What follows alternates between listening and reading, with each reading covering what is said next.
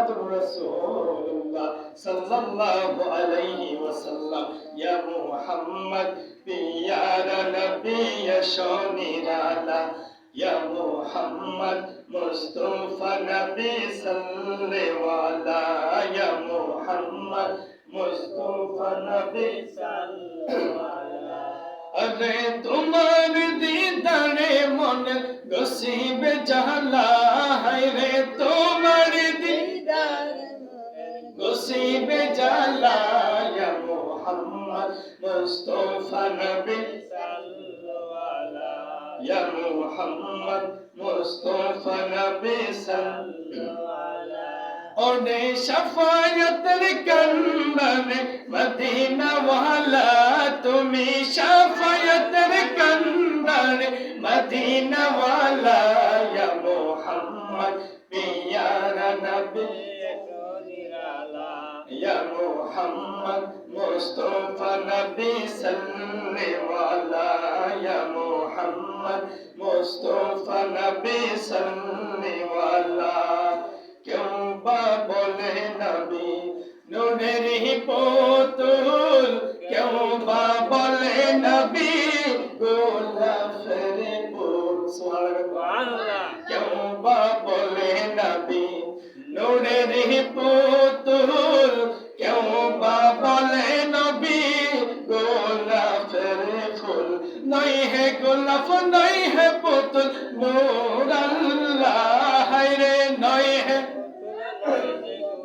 নূর আল্লাহ, ইয়া মুহাম্মদ পিয়ারা নবী শোনিরালা, ইয়া মুহাম্মদ মুস্তাফা নবী সাল্লেওয়ালা।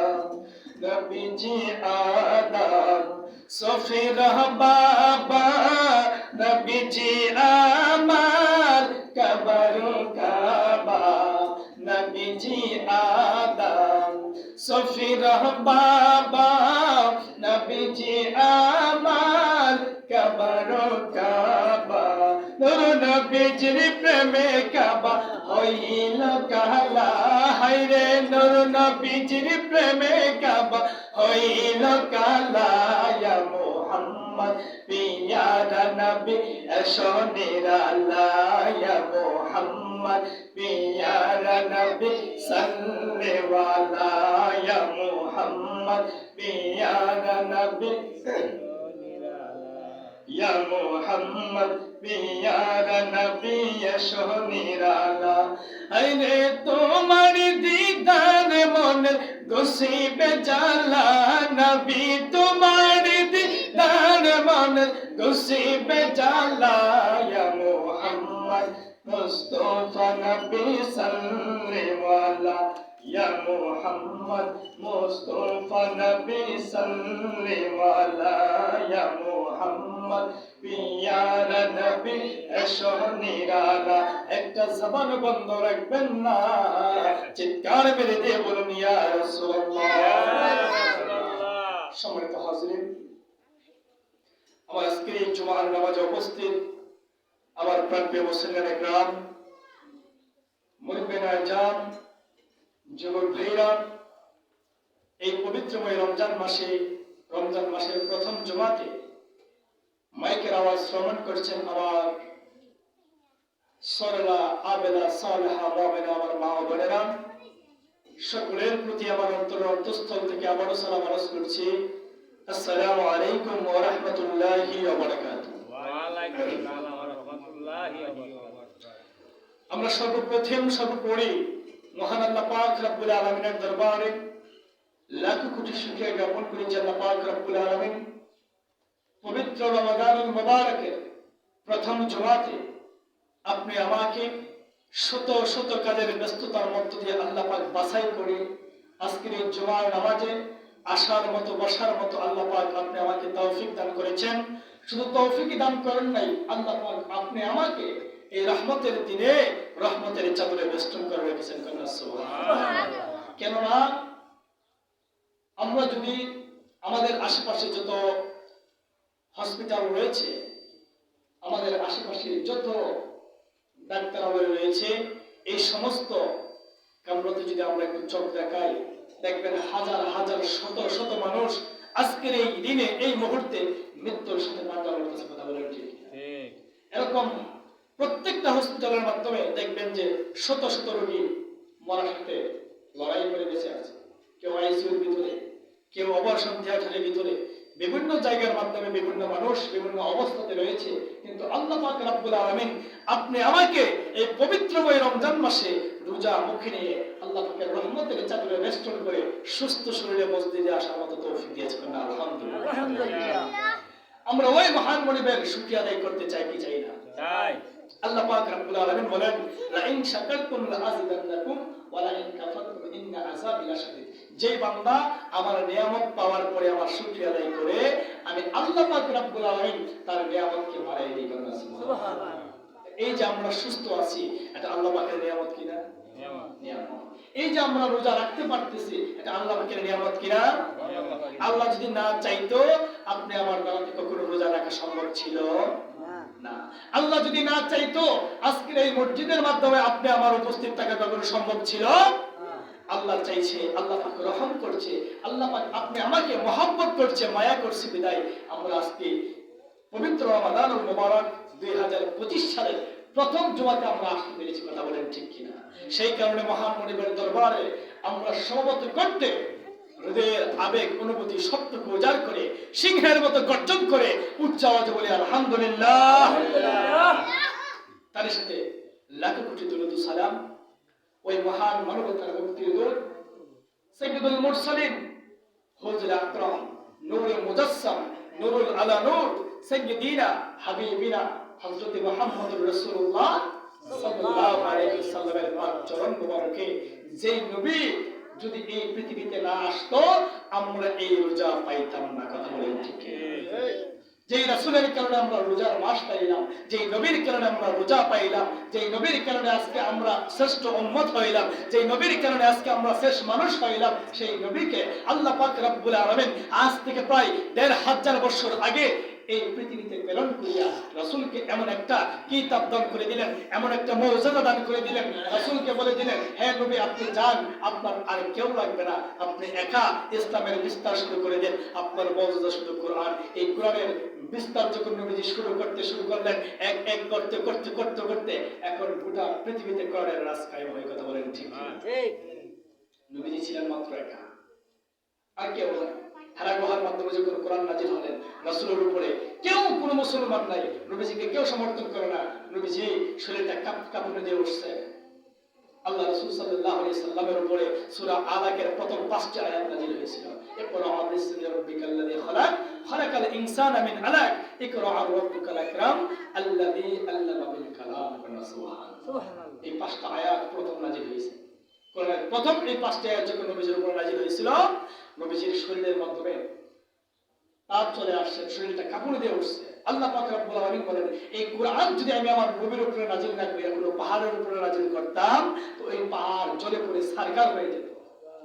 কোন সমুদ্রের উপরে যদি সেই কোরআন নাজিল হইতো, এই সমুদ্রের এক জাররা পরিমাণ পানি থাকতো না, সেটা শুকায়া তামা হয়ে যেত। সুবহানাল্লাহ। সমুদ্র শুকিয়ে যেত, পাহাড় ছারখার হয়ে যেত। এই কোরআনের কত পাওয়ার, কত তেজ! সেই কোরআন আমার নবীর উপরে যখন নাজিল করলেন, নবীজির শরীরের মাধ্যমে জ্বর চলে আসলেন, তাপ চলে আসলেন, শরীরটা কাঁপুনি দিয়ে উঠতেছে। নবীজি যখন বাড়িতে গেলেন, যাওয়ার পরে হযরতে খাদিজা, কেউ কথা বলেন না, খাদিজাতুল কুবরা রাদিয়াল্লাহু তাআলা আনহা ডাকতে বলে, ও প্রাণের স্বামী, আপনার শরীরটা অসুস্থ মনে হচ্ছে, আপনি কি কোনো সমস্যায় পড়ছেন? নবী করিম সাল্লাল্লাহু আলাইহি সাল্লাম ডাকতে বলেন, এই আমার কলিজার টুকরা স্ত্রী খাদিজা রে, ও খাদিজা, আমি যখন হেরা গুহার মাধ্যমে গেলাম, জিবরাইল আমার সামনে আসলো, আমাকে বলতেছেন, ইকরা, ও নবী আপনি পড়ুন। আমি তো পড়ি না। ইকরা আপনি পড়ুন, ইকরা আপনি পড়ুন। এইখানের মাধ্যমে তাফসীর কারকগণ ইকরা নবীকে ফেরেশতা বলতেছেন, জিবরাইল বলতেছেন ইকরা আপনি পড়ুন। নবীজি কিছু বলে না, কিন্তু অনেকে তাফসীর করে নবী নাকি পড়তে জানে না। নাউযুবিল্লাহ। নবীজি এই সময় চুপ ছিল, কারণ হলো বলতেছেন আপনি পড়ুন, আপনি পড়ুন, আপনি পড়ুন। নবী বলে, আমি কি পড়বো? কোনো উদ্দেশ্য ছাড়া কি পড়া যায়? সুবহানাল্লাহ না? নবীজি যখন বলতে শুধু ইকরা শব্দ উচ্চারণ করছে, রাসূল চুপ, কিছু বলেন না। একবার, দুইবার বলতেন, তিনবারের মাথায় নবী করিম সাল্লাল্লাহু আলাইহি ওয়াসাল্লামকে জিবরাইল বলতেছেন ইকরা বিসমি রাব্বিকাল্লাযী খালাক খালাকাল ইনসানা মিন আলাক ইকরা রাব্বুকাল আকরাম আল্লাযী আল্লামা বিল কালাম। ফেরেশতা জিবরাইল যখন বলেন হুজুর আপনি পড়ুন আপনার প্রভুর নামে যিনি আপনাকে সৃষ্টি করেছেন। সুবহানাল্লাহ। এই কথা বলার সাথে সাথে নবী ফাঁসাইত করেছে। আর জিবরাইল কোন বলেছে সুবহানাল্লাহ না? সুবহানাল্লাহ। নবী না পড়তে জানলে কি মাস্টার পড়তে পারছে? অবশ্যই রাসূলকে আল্লাহ পাক রব্বুল আলামিন পরীক্ষা করতে চাইছে এই জায়গার মাধ্যমে। নবীজিকে বলার সাথে সাথে কি নবী ইচ্ছা করে কিনা পড়ুন। পড়ার তো বিভিন্ন ধরনের আছে, যেমন শিবের নামে পড়া, হিন্দুর নামে পড়া, ঠাকুরের নামে পড়া, বৌদ্ধর নামে পড়া, আছে না এরকম? ঈশ্বরের নামে পড়া, প্রভুর নামে পড়া। আল্লাহ পাক বলতেছেন যদি আমি কোনো বিষয় নির্ধারিত করে না দেই, বিষয় নির্ধারিত করার আগেই আমার নবী পড়তে চাই, এই জিনিসটা আমি পরীক্ষা করতে চাইছিলাম। কিন্তু নবী পড়ে যখনই বলছে যে পড়া বিসমি রাব্বিকাল্লাযী খালাক, পড়ুন আপনার প্রভুর নামে, আপনার স্রষ্টার নামে, আপনার মালিকের নামে যিনি আপনাকে সৃষ্টি করেছেন। নবীজি পড়া শুরু করেন। সুবহানাল্লাহ। জিবরাইল আলাইহিস সালাম যখন এই আয়াত নাযিল হলো, আমি আলোচনা ওই দিকে যাব না, যে আলোচনা আজকে এই কথার ভিতরে চলে আসছে, এই জন্য আলোচনাটা আমি একটু টাচ করে দিলাম। ও বন্ধু, খাদিজাতুল কুবরা রাদিয়াল্লাহু তাআলা নবীজিকে জিজ্ঞাসা করতেছে ইয়া রাসূলুল্লাহ ইয়া হাবিবাল্লাহ, নবী তো এখনো নবী হয় নাই, হ্যাঁ প্রাণের স্বামী, আপনি এখন কি অসুস্থ মনে হচ্ছে? কিন্তু নবীজির উপরে তখন নবুয়ত খালি নাযিল হয়েছে, কিন্তু নবী ছিলেন হযরত আদম আলাইহিস সালামের সৃষ্টির আগে, কিন্তু নবুয়ত তখনও নবীর উপরে নাযিল হয়েছে, কেউ জানে না। তখন খাদিজাতুল কুবরা রাদিয়াল্লাহু তাআলা ডাক দিয়ে বলছেন ও প্রাণের স্বামী, আপনি অসুস্থ মনে হচ্ছেন, আপনি কি শরীর কি অসুস্থ? নবীজি বলতেছেন ও খাদিজা, আমি যখন হেরা গুহাতে গেলাম, ওই জাবালে নূর পাহাড়ে যখন আমি গেলাম, ওই পাহাড়ের চূড়ার মধ্যে আমার সাথে বিশাল দেহের অধিকারী একটি ফেরেশতা আমার সাথে সাক্ষাৎ করলো। সুবহানাল্লাহ। সাক্ষাৎ করার পরে আমাকে তালিম দিয়ে দিয়েছে, আমাকে সবক দিয়ে দিয়েছে। পাঁচটা আয়াত, ইকরা বিসমি রাব্বিকাল্লাযী খালাক খালাকাল ইনসানা মিন আলাক ইকরা রাব্বুকাল আকরাম আল্লাযী আল্লামা বিল কালাম। এই আয়াতের মাধ্যমে আমার উপরে আল্লাহ পাক রব্বুল আলামিন নবুয়ত দান করছে। সুবহানাল্লাহ। আমি আজ থেকে নবী তো নবী ছিল কি আদম সৃষ্টির আগে, আল্লাহ যখন পৃথিবীতে কোনো কিছু সৃষ্টি করেন নাই তখনও আবার নবী করেন। সুবহানাল্লাহ। ওই নবীর নবুয়ত প্রকাশ হয়েছে 40 বছর বয়সে হযরত খাদিজার বয়স যখন দিয়েছিলেন। খাদিজা যখন বললেন ইয়া রাসূলুল্লাহ, আপনি অসুস্থ। নবীজি বলতেন আমি যখন এই কুরআন এই কালাম যখন আমার উপরে নাযিল হলো, এই কালামের এত ভার, এত ওজন, এত তাপ, সেটা আমি নবীর শরীরটা মনে জ্বালা পড়া শুরু করে দিয়েছে। সুবহানাল্লাহ। নবীজির উপরে যখন ওহী নাযিল হতো, কিতাবের মাধ্যমে হাদিসের কিতাব যখন আমরা পড়ছি, হাদিসের কিতাবের মধ্যে নবীজির উপরে যখন ওহী নাযিল হতো, নবীজির শরীরের মধ্যে চিকন একটা ঘামে যেত, শরীর এত কষ্ট করে একটা অবস্থা হয়ে যেত। নবীজি অনেক সময় ঘুমের ভিতরে ওহী নাযিল হয়েছে, অনেক সময় নবীজি বসার মধ্যে ওহী নাযিল হয়েছে, অনেক সময় নবী হাঁটতেছে এই সময় ওহী নাযিল হয়েছে। কিন্তু যেই সময় ওহী নাযিল হতো, নবীজি অন্য সময় যেভাবে স্বাভাবিক চলাফেরা করে, ওহী নাযিলের সময় নবীজি স্বাভাবিক থাকতে পারে না। এই কোরআনের এত পাওয়া। এখন দেখেন কঠিন কুষ্ঠ রোগী দেখবেন কোরআনের কালাম পড়ে যখন পবিত্র জবান দিয়ে একিনের সাথে কালাম পড়ে যখন ফু দেই, যত পৃথিবীতে যত রোগ থাকুক না, যত কঠিন রোগ থাকুক না কেন, কোরআনের সামনে দিলে সেকেন্ডেই বিস্মার হয়ে যাবে। সুবহানাল্লাহ। কিন্তু এখানে আমাদের অনেক সময় আমাদের জাদু কাজে লাগায় না কেন, আমাদের জবান পবিত্র না, আমাদের নিয়ত পবিত্র না, আমাদের অন্তর হাসিল না। যদি অন্তর সঠিক নিয়ত, আমি আজকে একটা একবারে সচ্চা একটা চিকিৎসা আপনাদেরকে বলে দিই, দুনিয়ার কোনো ডাক্তার কাছে লাগবে না, কোনো ডাক্তারের প্রয়োজন নাই। যদি আপনার মন পরিষ্কার থাকে, দিল যদি পরিষ্কার থাকে, জবান যদি পরিষ্কার থাকে, খোদার কসম করে বলি, আপনি কোরআনের যে কোনো সূরা পড়ে আপনি এই নিয়তে, আমি আল্লাহ তোমার কোরআনের ওসিলায় আমার রূপকে তুমি ভালো করে দিও, আমি ভালো হয়ে যাবো। কিন্তু আপনার অন্তর পবিত্র রাখবে, জবান সারাদিন মিশা কথা বলবে, আর আলহামদুলিল্লাহ রাব্বিল আলামিন আর রহমানির রহিম ফু পানি খাইছি, ফের বের হয়ে গেল, কিন্তু এই পানি খাওয়া কি না। এই জবান পবিত্র জবান দিয়ে, অন্তর খালিস নিয়ত নিয়ে যদি আপনি নিজেও যে কোনো সূরা তেলাওয়াত করে পানির মধ্যে ফু দিয়া একটা নিয়ত নিয়ে সেটা খাইয়া লেছেন, আপনার রোগ ভালো হয়ে যাবে। এটা আল্লাহ পাক রব্বুল আলামিন কোরআনের ব্যবস্থা। সুবহানাল্লাহ বলতেন না? এই কোরআনের মাস এটা হলো পবিত্র রমজান মাস। এই রমাদান মাস মুমিন বান্দার জন্য আসছে। এই রমজান মাস আল্লাহ পাক কেন দিয়েছেন? রমজান মাস মুমিন বান্দাকে দিয়েছেন। এই মাস হলো রহমতের মাস। এই মাস হলো মাগফিরাতের মাস। এই মাস হলো নাজাতের মাস। আল্লাহ রাসূলের একটি হাদিস আছে। রাসূল হাদিসে বলেন, মুমিন বান্দা যখন সারাদিন রোজা রাখে, রোজা রাখার পরে যখন ইফতারগুলো সামনে নিয়ে বসে, ওই ইফতারের পূর্ব মুহূর্তে যে দোয়াটা করা হয়, ওই দোয়া আল্লাহ পাক সরাসরি কবুল করে। সুবহানাল্লাহ। আর ওই দোয়ার পর থেকে ইফতার শুরু হয়ে যায়। ইফতার শুরু হওয়ার পর থেকে সুবহে সাদিকের ফজরের আযানের আগ পর্যন্ত আল্লাহ পাক রব্বুল আলামিন কবরের মাধ্যমে যে বান্দারা থাকে তাদেরকে মাফ করে দেন। সুবহানাল্লাহ। সারা মাস 30 দিন 30 রাত আল্লাহ পাক কবরবাসী থেকে নাজাত করে। সুবহানাল্লাহ। মাফ করে দেন।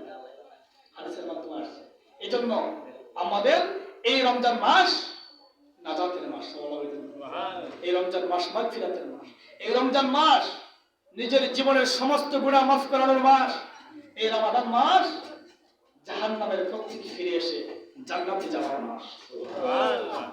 এই মাসের মাধ্যমে এই কারণে তো আল্লাহ পাক রব্বুল আলামিন পবিত্র কুরআনুল কারীমের মধ্যে বলতেছেন, ইয়া আইয়ুহাল্লাযীনা আমানু কুতিবা আলাইকুমুস সিয়ামা কামা কুতিবা আলাল্লাযীনা মিন ক্বাবলিকুম লাআল্লাকুম তাত্তাকুন।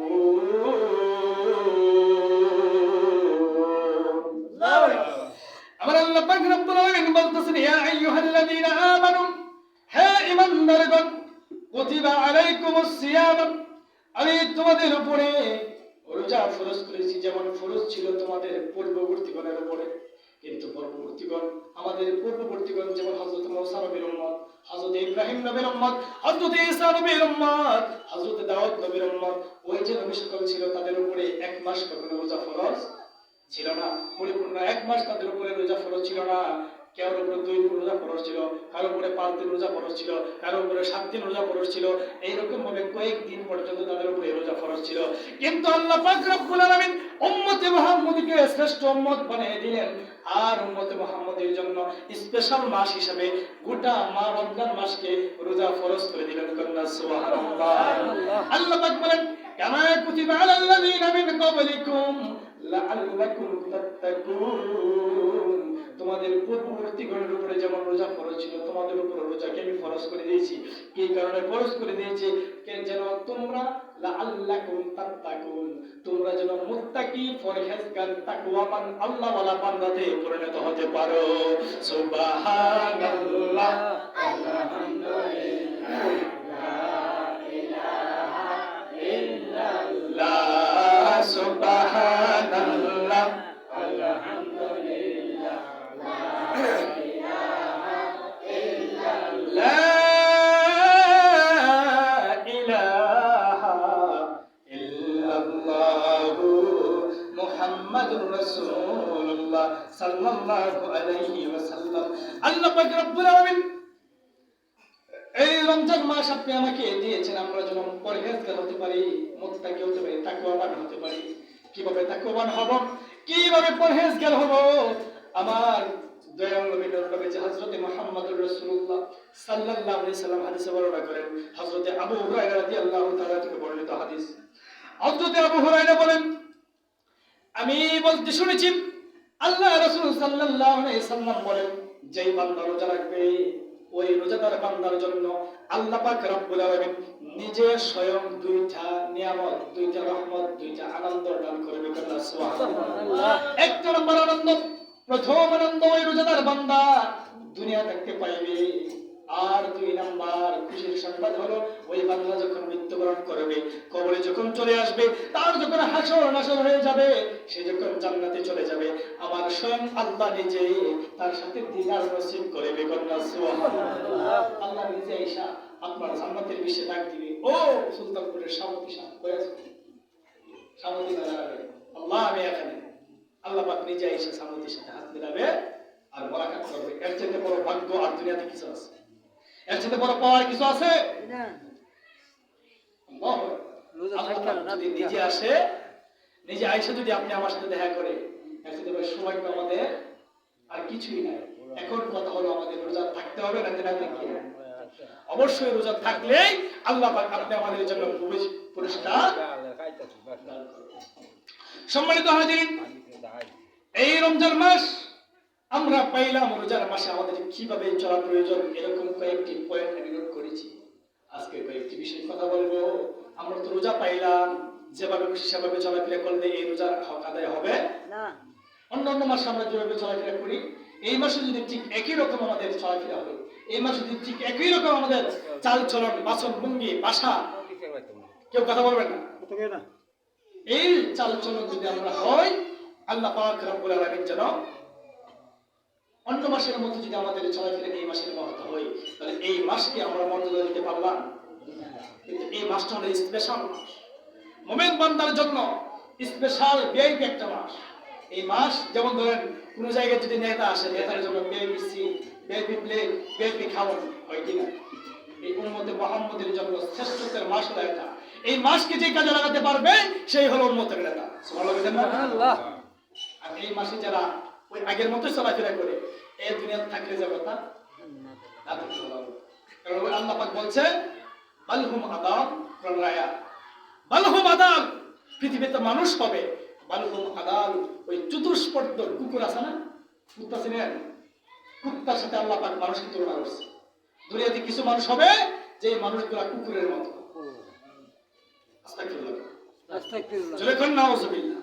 আল্লাহ পাক নিজে কোরআনে বলতেছেন, দুনিয়াতে আমি মানুষ তৈরি করছি, মনে করি না তোমরা জ্ঞান দিছি, বুদ্ধি দিছি, মনে তোমরা শ্রেষ্ঠ বানাই দিছি না। দুনিয়াতে কিছু মানুষ হবে যারা আমার বন্ধু, কিছু মানুষ হবে পরহেজগার, নেককার, আল্লাহওয়ালা বান্দা, আর কিছু মানুষ হবে দুনিয়ার সবচেয়ে নিম্ন পানি কুকুর, কুত্তার মতো কন্যা। নাউযুবিল্লাহ। কিরকম বলেন? ওই কুকুরের মতো মানুষের একটা দৃষ্টান্ত দেয়, তাহলে বুঝবেন আমরাও কুকুরের সন্তান জন্ম দেই, আমরাও সন্তান জন্ম দেই, দেখি দেই না? কুকুর সন্তান জন্ম দেয়। যদি একটি কুকুরের সামনে তার বাচ্চাকে আপনি আঘাত করেন, কুকুর ঘেউ ঘেউ ঘেউ ঘেউ করে ওঠে, ওঠে কিনা? আপনিও জানেন যে বেটার ফুতের সামনে যদি বাপের সামনে ফুতেরা মারেন, বাপের সামনে কিনা কিছু চেতবে। কিন্তু আল্লাহ পাক রব্বুল আলামিন মানুষকে শ্রেষ্ঠ বানাইছেন। মানুষ কোনটা ভালো কোনটা খারাপ সেটা বোঝে। এই যে রমজান মাস, সেটা ভালো মাস, সেটাকে যদি ভালো পথে কাজে না লাগাই, এই রোজার মধ্যে যদি মানুষগুলা জনসম্মুখী যেভাবে খুশি সেভাবে আগরবাতি নাকি মানে বিড়ি সিগারেট রোজার মধ্যে লাগাইয়া বিদার্স টানাফিনা করতেছে, তাহলে কুত্তার থেকে এর বেশি দাম না। মানুষ সন্তান জন্ম দিল, সন্তান যেভাবে খুশি সেভাবে ছেড়ে দিচ্ছে। কুকুরের সন্তান জন্ম দিচ্ছে, যেখানে খুশি সেখানে যায়, রাত্রে যখন চলে আসে এটা আমার সন্তান, না এলে নাই। আমরা সন্তান জন্ম দিলাম, সন্তান যা খুশি তা করতেছে, এগুলোর কোনো খেয়াল নাই। যেমন ধরেন আপনার সন্তান যদি আপনি একটা ফরমাইশ দিলে, একটা হুকুম করলে যে বাবা আজকে যাও ওই বাজার থেকে গিয়ে সেটা কিছু বাজার কিনে নিয়ে আসো, সন্তান আমি পারতাম না। আপনার শরীরের মধ্যে একটা রাগর পুনি, সারাদিন রোজা রেখে ফুটটা একটা ফরমাইশ দিচ্ছি, ফুটটা কি ফরমাইশটা করলো না, শরীরের মধ্যে রাগ করলে আপনি কি করলে তাকে শাসন করবেন, দুই একটা বাইট দিবেন। তারপরে যদি আপনি আবার বিকালবেলা বলতেছেন ও বাবা তুমি যাও ওই সাল্লাহের থেকে এক পয়সা চাই বাগায় টেনে এসে ঘুরে দাও, এবার যাই পারতাম না। তোমার তার মিস নাই, আপনার মধ্যে যেটা আছে এটা তো না খাইলে হাত দিয়ে মেরে দেয়, ঠাস ঠাস করে একটা পড়ে দেয়, আপনি তাকে শাসন করছেন। কিন্তু আপনি বাবা সন্তান জন্ম দিচ্ছেন, কুকুরের সন্তান জন্ম দিছে, কিন্তু আপনি বাবা আপনার নিজের স্বার্থে সন্তানকে ব্যবহার করতেছেন। আপনার কাজটা করলে সন্তানকে মাইর দেন। আজকে রমজান মাস, আপনার সন্তান আপনার সামনে দাঁড়ায় দাঁড়ায় সিগারেট খা। আজকে রমজান মাস, আপনার সন্তান আপনার সামনে বসে বসে ভাত খায়। আপনার আজকে রমজান মাস, আপনার সামনে আপনার সন্তান যে যা মসজিদ সেটা বলতেছে, নামাজের সাথে দেখা নাই, রোজার সাথে দেখা নাই, ইসলামের সাথে দেখা নাই। সন্তানকে আপনি নামাজের জন্য তাগিদ দেন না, মসজিদে আসার জন্য তাগিদ দেন না। সন্তানকে যদি একবার আপনি কাজের হুকুম দেন, কাজটা করে সন্তানকে মাইর দেন। কিন্তু কোনদিন কি বলছেন বাবা মসজিদে আযান হয়েছে লোক দুইবার পড়তে নামাজ পড়তে যাই? এই যে কুকুর সন্তান জন্ম দিচ্ছে, আপনি এক সন্তান জন্ম দিচ্ছি, এটা পার্থক্য হয়ে গেছে না? কি রকম কুত্তাও করা তুমি নামাজ পড়ো, আপনিও করেন নাকি? এই জন্য আল্লাহ পাক রব্বুল আলামিন পবিত্র কুরআনের কারীমের মাধ্যমে বলতেছেন মানুষগুলো হবে বাদহুম আদাল, কিছু কিছু মানুষ হবে যারা কুকুরের চেয়ে নিকৃষ্ট। তাদের কার্যক্রম দেখলে শয়তান ভয় পাবেন। শয়তান যদি তাদেরকে দেখে, শয়তান নিজে বলবে হারে আমি কি শয়তানি করি, সে তো আমার চেয়ে বড় শয়তান। এরকম অ্যাভেলেবেল মানুষ আছে। এই যে বাংলাদেশের অহরহর ঘটনা, কিছুদিন আগে রোজার মাসে তৃতীয় রমজানে বাংলাদেশের কিছু নারী মেয়েরা স্কুল কলেজে পড়ে, তারা মিছিল করতেছে বিড়িতন্ত্রের স্বাধীনতা আছে, বিড়ি খাওয়ার স্বাধীনতা, নাউজুবিল্লাহ, বিড়ি তোমার মেশিন মিছিল করে যে আমরা বিড়ি খাওয়ার স্বাধীনতা। আচ্ছা, শয়তান কি আমরা স্বাধীন বিড়ি খাওয়ার? আস্তাগফিরুল্লাহ। এই হলো বর্তমান আমাদের পরিস্থিতি, আমাদের আখিরি জামানা চলে আসছে। বন্ধুরা, ঈমানটা রাখা কঠিন হয়ে যাবে। আল্লাহ রাসূল সাল্লাল্লাহু আলাইহি ওয়াসাল্লাম বলেন, আখিরি জামানার উম্মতরা যদি ঈমানটা সঠিক রেখে আর মূল যে ফরজ বিধানগুলা, এই আমলগুলা করে যদি এই হাসরের ময়দানে আসতে পারে, আমি নবী তাদেরকে সুপারিশ করে সবার আগে জান্নাতে নিয়ে যাব। সুবহানাল্লাহ। কিন্তু ঈমান ঠিক রাখতে হবে। সম্মানিত হাজিরিন, যাই হোক, প্রাসঙ্গিক আলোচনার দিকে যাব না। আমি যে মূল বিষয়গুলো কোট করেছি, এক নাম্বার, এই রমজান মাস হলো মাগফিরাতের মাস, নাজাতের মাস, বরকতের মাস। এই মাসটাকে আমাদের কাজে লাগাতে হবে কি হবে না? এই মাস যদি কাজে লাগাতে হয়, তাহলে আমরা দৈনন্দিন জীবনে যেই সকল কাজ করি, অন্যান্য কাজের মাধ্যমে একটু চিন্তা করে দেখেন। আমরা কিন্তু আমাদের মনের ভিতরে আবেগ আসে, আমরা নিশ্চয়ই আমরা নামাজ পড়তে চাই কি চাই না? এখানে যারা আছে আমরা সবাই কিন্তু বলবো অবশ্যই আমরা নামাজ পড়তে চাই। আমরা কোরআন মানতে চাই কি চাই না? আমরা আল্লাহকে মানি কি মানি না? আচ্ছা দেখেন, আপনি বলতেছেন আপনি আল্লাহকে মানেন। আল্লাহকে মানলে, যেই ব্যক্তি আল্লাহকে মানে, আল্লাহকে মানার প্রথম কাজই হলো আজান হওয়ার সাথে সাথে সে কখনো ঘরে থাকতে পারবে না। এটা হলো আল্লাহকে মানা। এখন যদি আমি আপনার ওই যে এক ব্যক্তি সারাদিন তার বাবাকে বলতেছে, ও বাবা তুমি কি করো, ওই যাও না ক্ষেত থেকে কিছু ঘাস এনে গরুকে দাও, ছেলেটা বলে আপা পারতাম না। তারা কি করছে, এত কষ্ট করে ছেলেটা বোঝাইতেছে, ছেলেটা কি বোঝে না। শেষ পর্যন্ত বাবার কথা বলতেছে, বাবা তুমি যে বারবার আমার হমাই দাও, আমার বয়সে তুমি কি করছো, তুমি হাতে বলছি, তুমি আমার হমাই দাও, আমি সেটা করে বাবা বাড়ি বাপটা দেখ শুনি, হ্যাঁ আমার ছোট বলে টান দিয়েছে, আর হ্যাঁ দ্বারা কি না যায়া দরকার নেই, বেড়া কি করছে, ফজর নামাজ শুনে গেছে। আল্লাহ কি কুদরত, ওই ছেলেটা বাপের সামনে গিয়া তুসবি দিয়ে, আব্বা তোমারে মানি, তোমারে মানি, তোমারে মানি, তোমারে মানি, তোমারে মানি, আমরা আল্লাহ তোমারে মানি, আল্লাহ তোমারে মানি, আল্লাহ তোমারে মানি, মানে কি মানি না? আমরা এলাম মুখের মানা, কিন্তু কাজের। ওই সন্তান যখন বাবাকে বলতেছেন, বাবা তোমাকে মানি, তোমাকে মানি, তোমাকে মানি, বাবা ডাক দিয়ে বলে, ও সন্তান তোমাকে একটা হরমাই দিছিলাম, যাও ওই ক্ষেত থেকে কিছু চাল বাড়ি না, ঘাস খাইতে না, গরুকে দাও, যদি গরুরে দাও মনে করবো তুমি আমারে মানো। ওই সন্তান ডাক দিয়ে কম, আব্বা ও আব্বু আমি আপনাকে মানি, কিন্তু কাম করুন লাগলে মানি না, যদি কাম করুন লাগে তাহলে মানি না। আমরা আল্লাহ তোমারে মানি, তোমারে মানি, নামাজ পড়ুন লাগলে আছে কি না? কথা বল ঠিক কিনা? তাহলে সারাদিন যদি বাবার সামনে গিয়ে তসবি জপে, বাবা তোমাকে মানি, তোমাকে মানি, তোমাকে মানি, বাবার কথা না শুনলে মানা হবে? হবে? বাবার কথা না শুনলে মানা হবে না। আমরা সারা বছর সারা জিন্দেগি ভর হুজুররা বলে আমরা কি আল্লাহকে মানতে চাই কি চাই না? হ্যাঁ চাই। আমরা কি কোরআন মানতে চাই কি চাই না? হ্যাঁ চাই। আমরা কি ইসলাম মানতে চাই কি চাই না? হ্যাঁ চাই। আমরা কি রোজা রাখতে চাই কি চাই না? হ্যাঁ চাই। কিন্তু যদি আল্লাহকে মানতে চাই, রোজা রাখতে চাই, কোরআন মানতে চাই, হজ করতে চাই, যাকাত দিতে চাই, সবকিছু করতে চাই, কিন্তু কোরআনের বিধান মতে চলতে চাইলে আমরা এটা মানি আছে কি নাই? মসজিদে আজান হয়, মুসল্লি পাওয়া যায় না, তাহলে আপনি কিভাবে আল্লাহকে মানেন? আমায় একটু বুঝান। আল্লাহকে মানার প্রথম শর্ত তো আল্লাহ বলেন, যে ব্যক্তি আমাকে মানবে, আকিমুস সালাত ওয়া আতুজ যাকাত, আমার হুকুম তোমরা কায়েম করো। আল্লাহ সুবহানাহু, তোমরা কি করো? নামাজ কায়েম করো, তুমি যাকাত প্রদান করো। আল্লাহ তাআলা হুকুমই এটা। কিন্তু আল্লাহকে মানতে হলে তো আল্লাহর হুকুম মানা লাগবে। বাপকে মানলে বাবার আদেশ যেরকম মানা প্রয়োজন, আল্লাহকে মানতে হলে আল্লাহর হুকুম মানা প্রয়োজন। এই আল্লাহ পাক আমাদেরকে হুকুম দিয়েছেন, তোমরা নামাজ পড়ো, রোজা রাখো, হজ করো, যাকাত প্রদান করো, তাহলে আমরা আল্লাহকে মানতে পারবো। কথা বলেন ঠিক কি? এই মুখে মুখে মানার কোনো দাম আছে? আসুন, এই জন্যই বলেছি ভাই, এই যে বিড়িতন্ত্রের স্বাধীনতা চাই কারা? তারাও কিন্তু মুসলমান। বিড়িতন্ত্রের স্বাধীনতা চাই, রমজান মাসে প্রকাশ্যে খাওয়ার স্বাধীনতা চাই, রমজান মাসে গান বাজনা করার স্বাধীনতা চাই, তারা কারা? তারাও কিন্তু কি মুসলমান। তাদের বাবার নামকে দেখেন, আব্দুল নূর, এত সুন্দর নাম আছে। তার বাবার নাম আসাদুল্লাহ। আসাদুল্লাহ মানে কি? আল্লাহ সিংহ, আলী রাদিয়াল্লাহু তাআলার উপাধি। এত সুন্দর সুন্দর নাম তাদের বাবার নাম। আর তাদের মেয়েরা রাস্তার মধ্যে আয়েশা কো আমরা বিড়ি খাওয়ার স্বাধীনতা চাই। তাহলে এরা যে এই যে আমাদের মতো মুসলমান, তারাও এই শয়তানি করতেছে। কারা করতেছে? যখন আল্লাহর হুকুম তাদের সামনে আসে, আল্লাহর হুকুম মানি না। আমরা মুসলমানের লেভেল লাগাই দিয়েছি, কিন্তু মুসলমান কি জিনিস সেটা আমরা বুঝতে চাই না।